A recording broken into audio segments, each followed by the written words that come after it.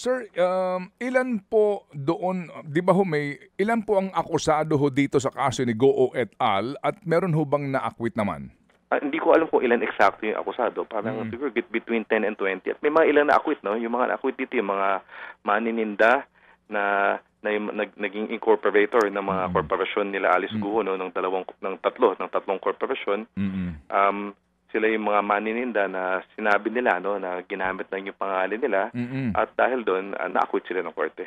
Opo, ito po yung I remember yung pinatatawag na po ng Senado na nagsabi na parang nag-alok lang sa kanila kaya ginamit yung mga pangalan bilang incorporators nung kumpanya. Tama yun, ano? Yun ang intindi namin. Opo. Sir, ito pong si Dennis Cunanan, kasama po dito, di ba? Tama, kasama siya dyan sa kasong yan, pero at large siya.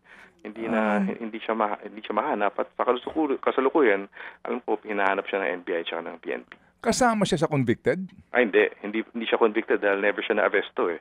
So, tulad ng kay Atty. Javier Roque, walang jurisdiction yung korte sa katauhan niya, sa kanya, hindi tumakbo yung kaso laban sa kanya. Ganun. Si Dennis Cunanan, sir, humarap pa ito sa Senado eh.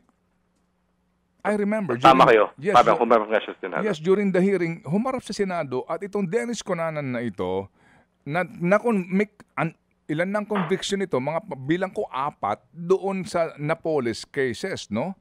Opo, pero dahil nga sa hindi life imprisonment yon, nakapagpapiyansa pa siya, di po ba? Yun ang pagkakaintindi ko. Okay, so itong Dennis Cunanan, ito ho yung medyo interesting case, no? Kung bakit nakaharap sa Senado, pero kung meron na siyang arrest warrant noon, ba't di pa siya hinuli?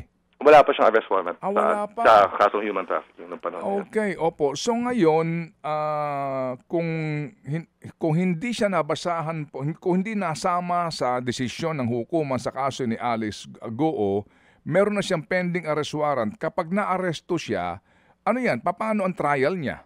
Tatakbo ang kaso muli para sa kanya.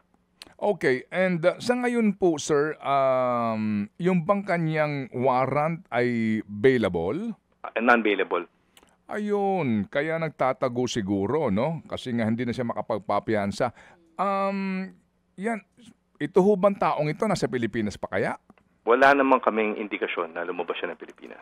Mga kapatid, brothers and sisters, saan ka pa? Dito na tayo sa totoo.